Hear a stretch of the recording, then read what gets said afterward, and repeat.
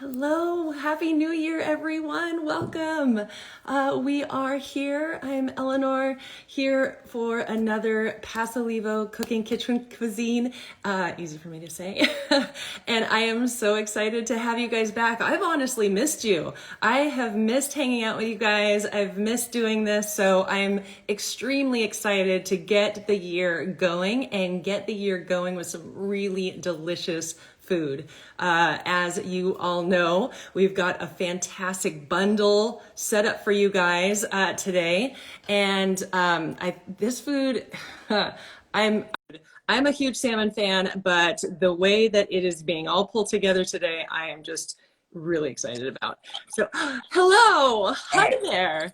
Well, I usually have so much time for introductions, and you've got this whole situation on lock. So if I may speak about your background and how we are here today, as you're setting up, I would love to, because I didn't realize you've only been in the Central Coast area for 3 years doing the Hurricane Kitchen. This would have been our fifth year. Well, I guess still is our fifth year. Yeah. Okay, fifth year. Okay, good. Okay, because that makes more sense to me, because I feel like I don't know a world without you guys. I feel like you're everywhere.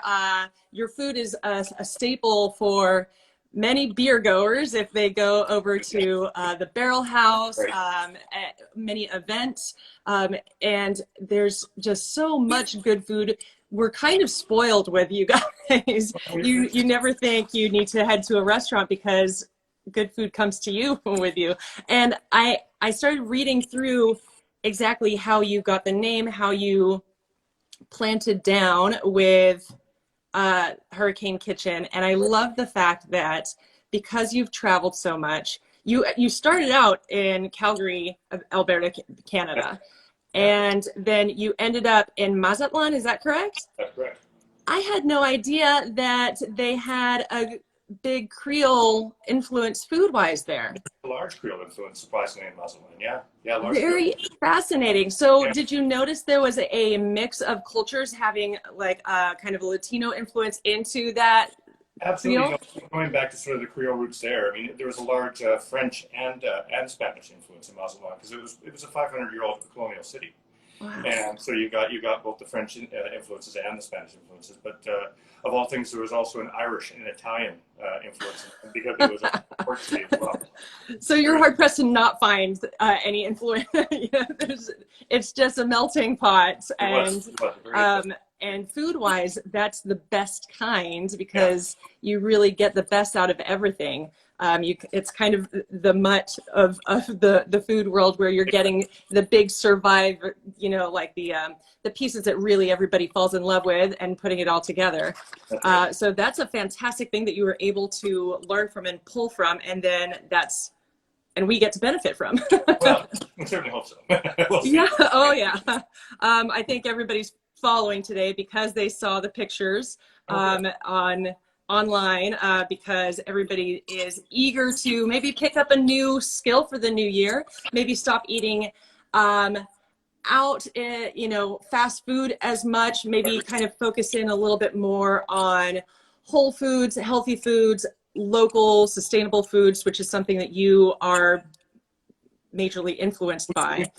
We try to source locally wherever we can. I like to work with fresh ingredients, because that's where the flavors come. Quality ingredients, like Pasolivo. Shameless plug. I'll take it.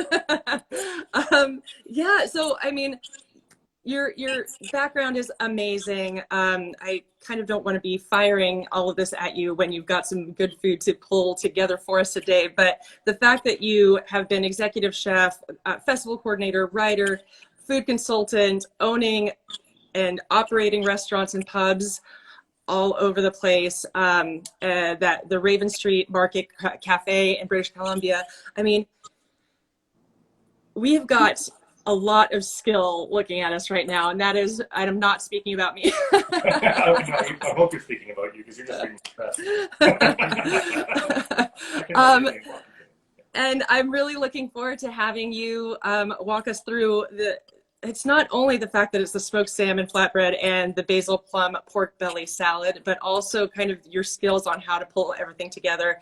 again, I think this new year, this is a perfect bundle to start the new year with. There's so many options to play with this bundle, your recipe starting off and then kind of branching out from there. So I'm thrilled you really looked at our pantry, really looked at our whole store and pulled from every different angle. So I really appreciate that. Oh, it was easy to do, except there is some really great stuff. There is. It's kind of hard to reel it in a little bit sometimes. Right, I imagine. Well, I'm gonna stand down and I'm going to let you take the lead. I'm super excited. Pork belly and salmon. Those are two, aphrodisiacs to most people, right? So I will stand back and let you go. I'm excited for this. Well, apologies for any technical glitches because we're learning. So we're going to see if we can figure out how to turn this camera around so that, so that my sous chef here can actually show what I'm doing.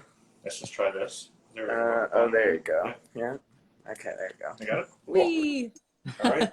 So now we're going to start with, what are we going to start with? We're going to start with because I want to get it in the oven, and with any luck, if the food gods are kind, this will actually come out just as we're finishing off. So what I've done, and if you're referring to the recipe, what I've already done is I've already par-baked what really was a pizza crust, but it turns into a flatbread after you oil it and par-bake it. You notice it's always already got some browning on it.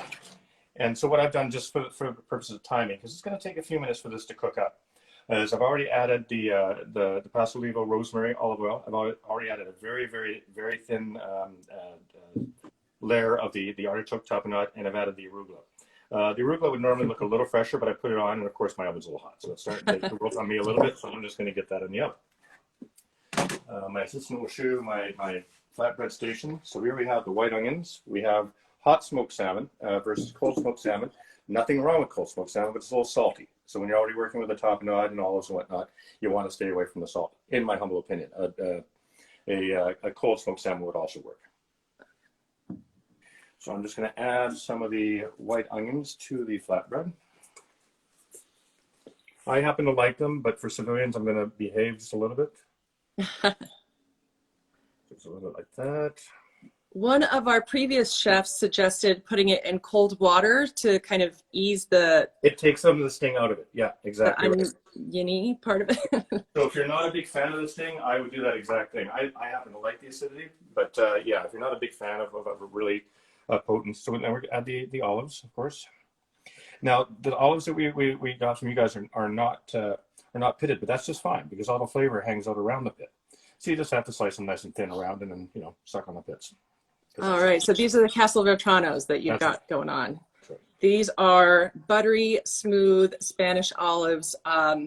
I opened one of these jars watching TV, and some sort of olive fairy comes and steals all of them before I know it, the jar is gone. It disappeared in a heartbeat, right? Yeah, they're the perfect snack. They're amazing.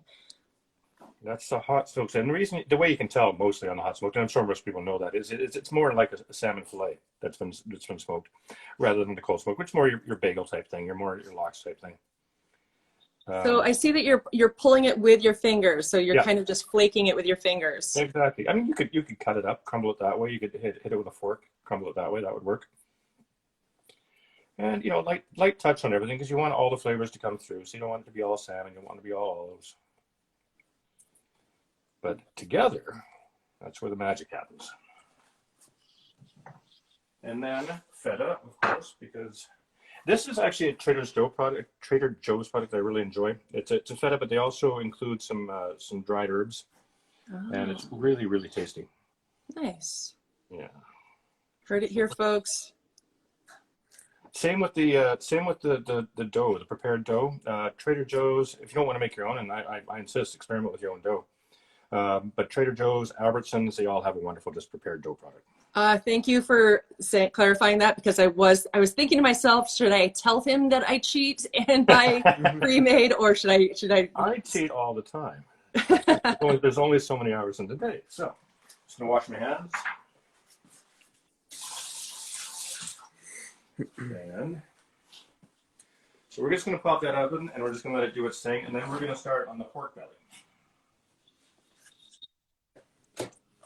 So far you've got the artichoke lemon tapenade that you've put on top of that flatbread. Right. a little bit of rosemary olive oil on that flatbread as well, and sliced up some Castelvetrano olives. So if you guys have the bundle and are following along, you've already used kind of 50% of that bundle just in that flatbread. And all of these different flavors, I would have never pulled together to put into one, but it makes sense somehow. Really works.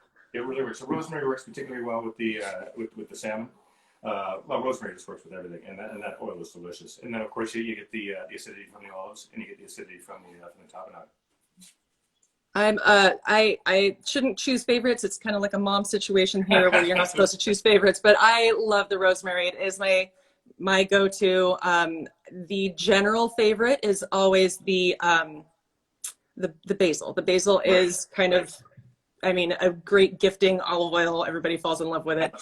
Absolutely. But the rosemary, especially this time of year, I always say I feel like I have an emotional relationship with the rosemary. And it turns out, I find out that rosemary is called the remembrance herb. So they say that you should have it around if you're studying for a test. It helps with memory, apparently. So that's why when people taste it, they're brought back to first time they've tasted it, family meals, warm home cooked food, that sort of thing. Yeah, it does bring a rosemary, basil, mint. Very visceral in terms of the memory staying part. That's yes, cool. Definitely. That's very cool. Okay, let me start on this. So that's cooking. If you hear some sound in the background, that's our other helper. She has 4 legs. Oh man. Oh, she just outcuted both of us. Come on. I was hoping she would outcute me because I have a great face for radio. Oh, she's adorable. I like your sous chef so far. I have the best. I only work with the best.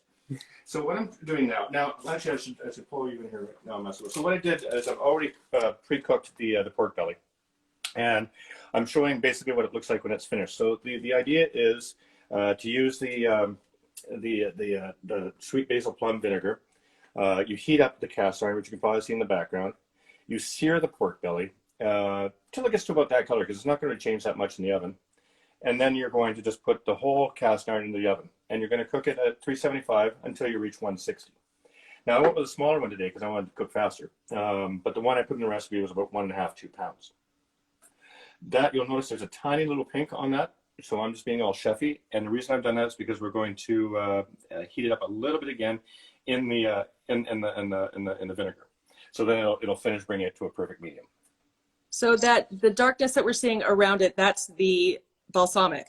That's the balsamic. Yep. Oh.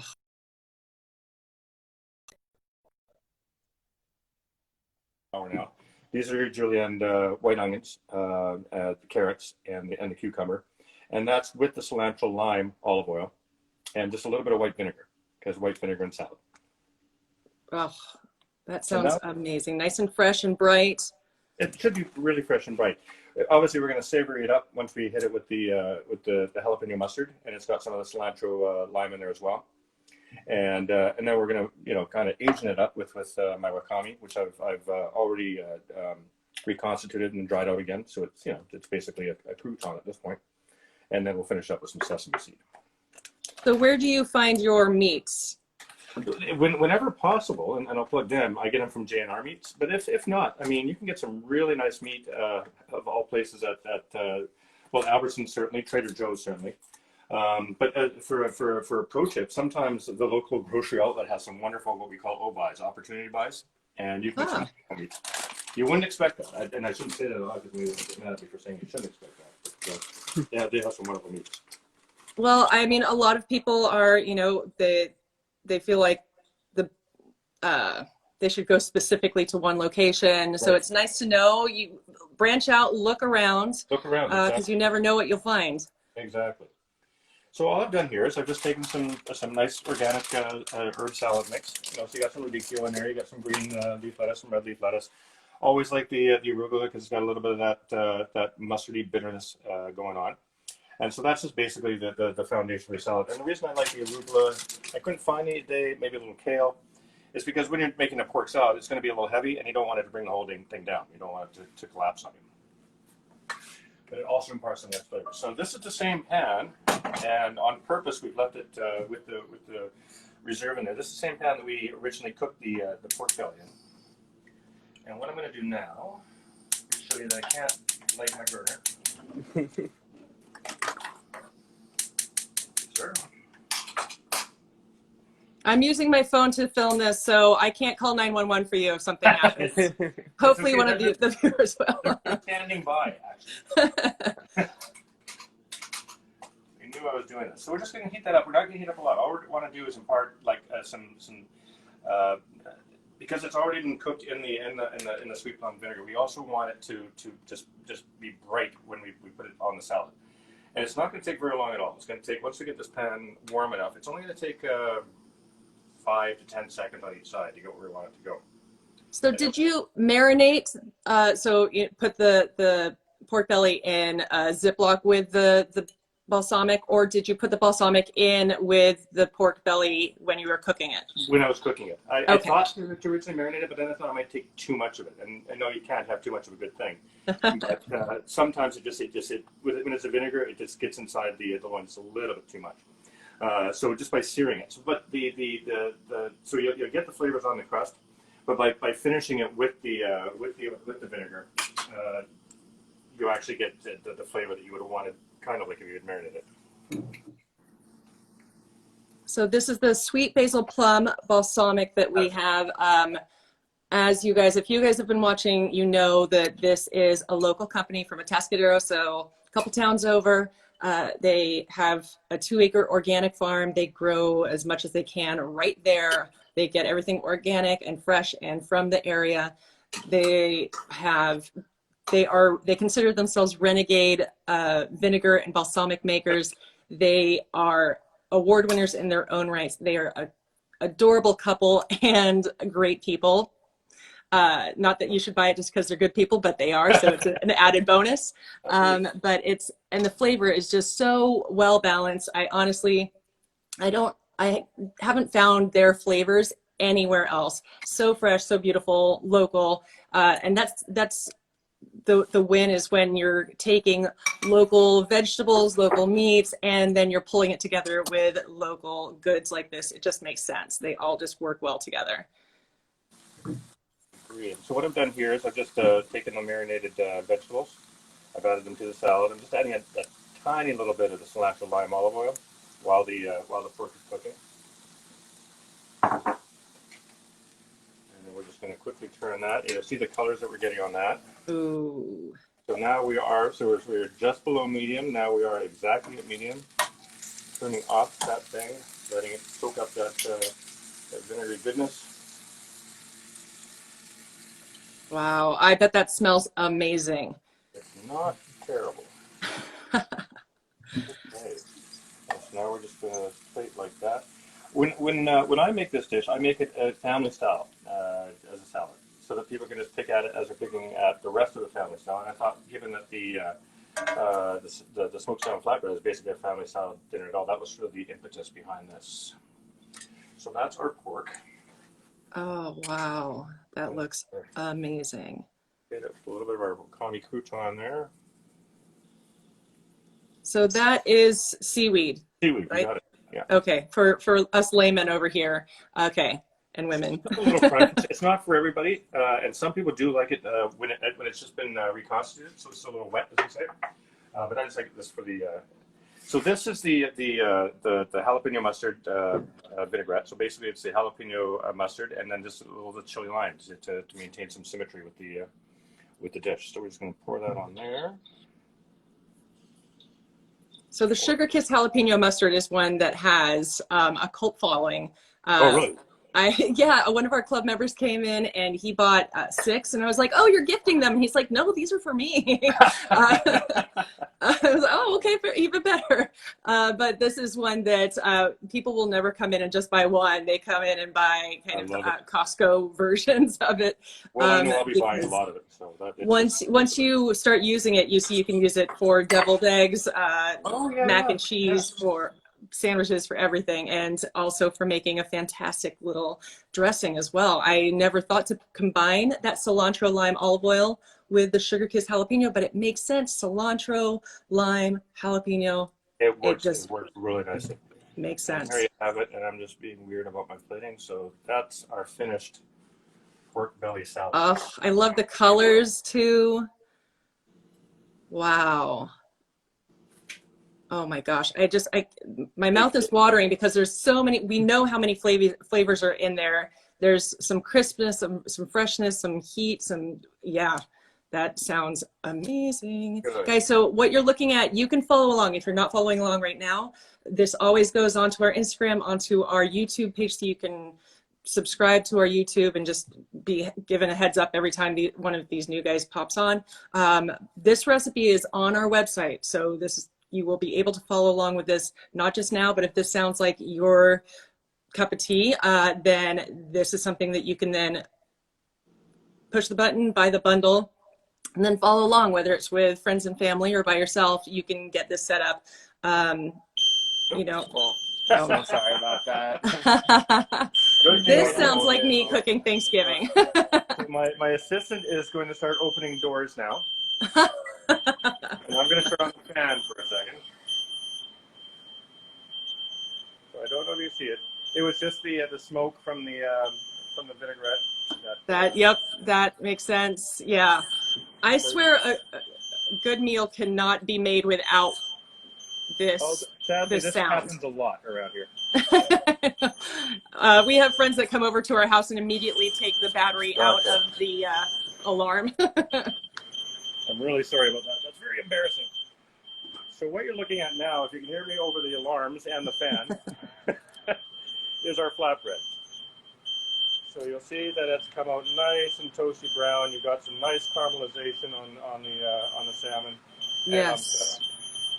So, I mean, other than the Parmesan that's in the Artichoke Lemon Tapenade, you don't have any cheese on that. Right. Just the feta. It's all it takes. I mean. Oh, that's right. You've got a little bit of a feta on there. So we're not. It's a kind of a fresher, less heavy, less fatty kind of flatbread, which is nice. Yeah. Because you get some fattiness from the salmon, and of course the olive oil is light, but it's rich, and the olives are very, very acidic and rich. And it looks like the fire's out, so everybody's safe. Fantastic.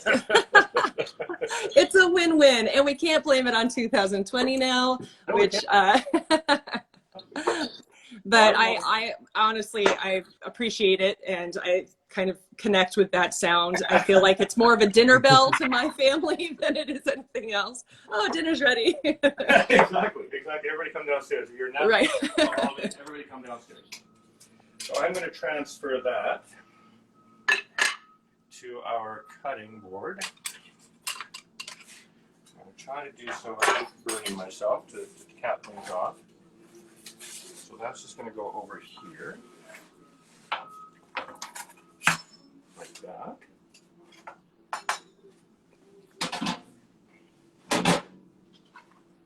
And then, because I don't know if I've mentioned, I'm not actually in Paso right now. Lockdowns and whatnot have me in Nevada, so I don't have all of my equipment. So I'm making a MacGyver going on over here. I mean, you can play through. If that's how you're supposed to cut it, we will do that. That's how we're going to cut it. Yes. This is the new rules, as Bill Maher would say. Let's see here. Oh, crispy, delicious. Have a nice little crust on there. This is one of those meals that could be kind of a brunch meal. It could be a lunch meal. It could be dinner. Absolutely. Yeah. There we go. Like, theoretically, let's check out the inside of our crust. Yep, not doughy at all because we pre-made it, and there you go. Oh, perfect. So that pre-toast that you did on it, how long do you feel? I think that was at 375. I had the dough out for probably about an hour just to get just below room temp. So 375 for about 7 minutes, I want to say. Okay, perfect. And then I would serve this, of course, again, family style. I would serve it with the salad. I'm trying to decide what I would pair that with. I would probably pair that with like a nice Pinot Grigio or a nice Viognier. A nice rosé, perhaps, with the pork belly. And this type of meal is also one that will carry us through into the spring and summer months too, because this is kind of something that would work it works beautifully right now, but that nice freshness, the salmon, that's something that can carry us through into summer months with the less heavy, nothing fried, you know, it's a beautiful light meal. Right. Oh, gorgeous. Thank you. Well, I think people are going to be following along tonight, tomorrow, and throughout. This is fantastic. Thank you so much. Can we take a look at that salad again? The salad looked amazing. It's so beautiful.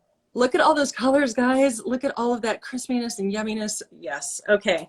Well, I mean, you've given us so many ideas. The fact that you're using the sweet basil plum to work with your meats, you can do that separately. You can create the salad, or you can do that separately. You can create a salad dressing and use that for taco salads, or you can use that on, you know, if you're making fish tacos, things like that. You can create that and put it.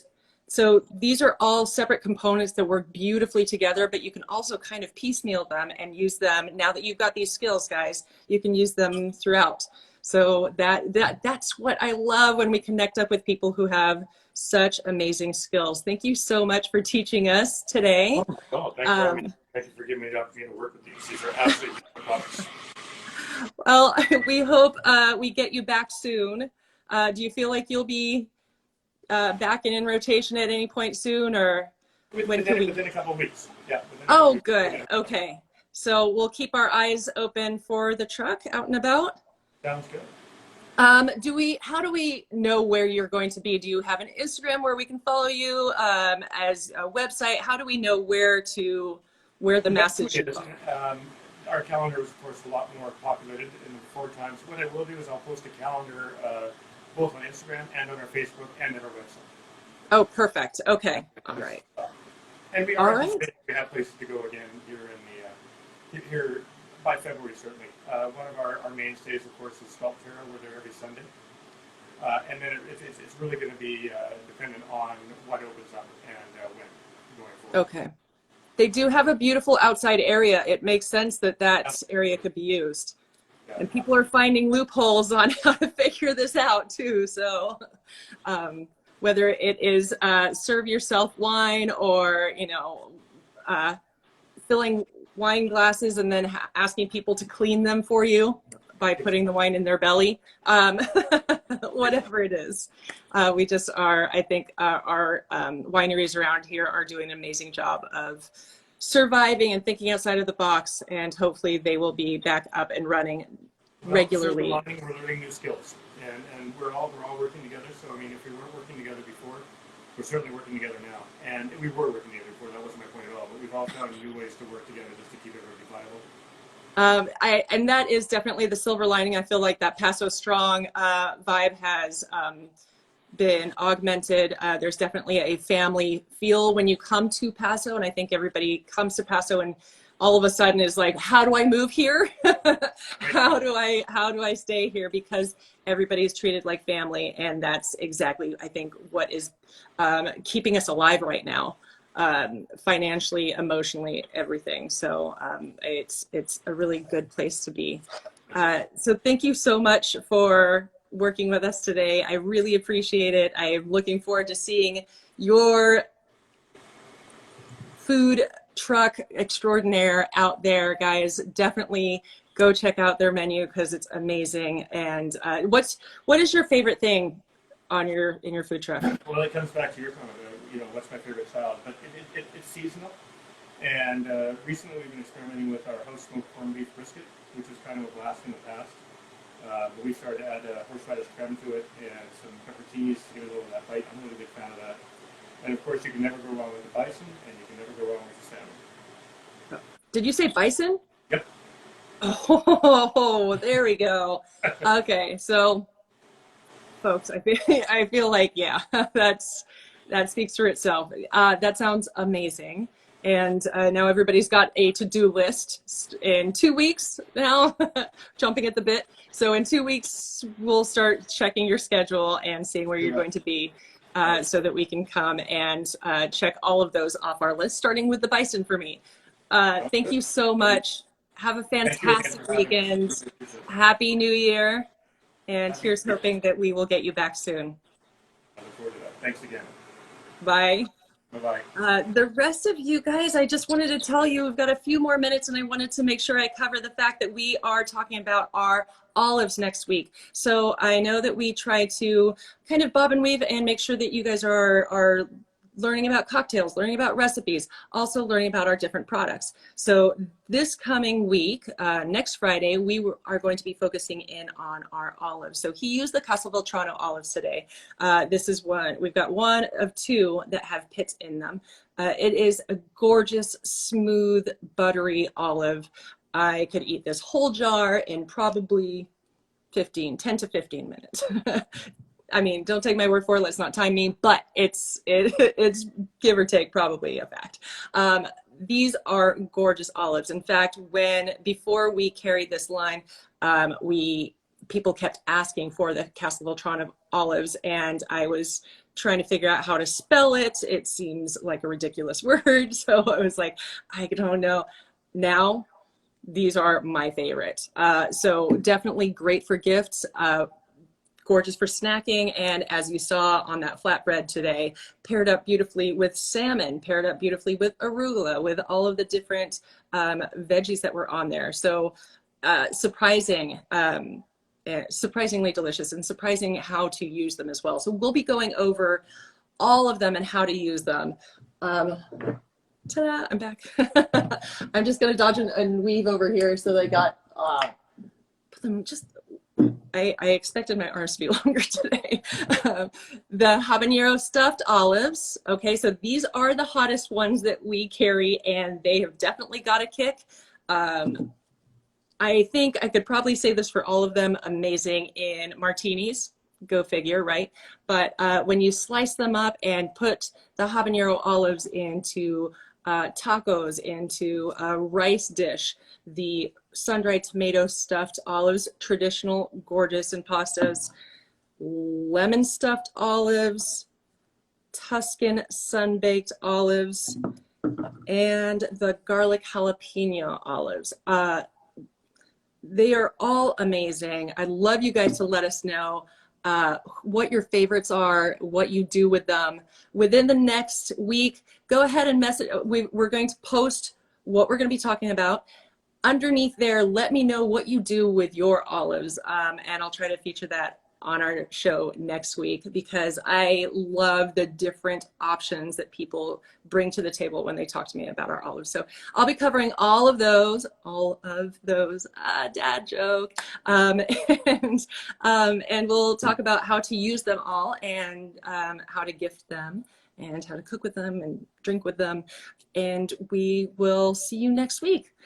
Happy New Year, everybody. It is a thrill to be back with you. I really did miss you guys, and I look forward to next week when we're covering all of our olives. Have a fantastic weekend. Happy Friday. Take care of yourselves, and see you next week. Bye, guys.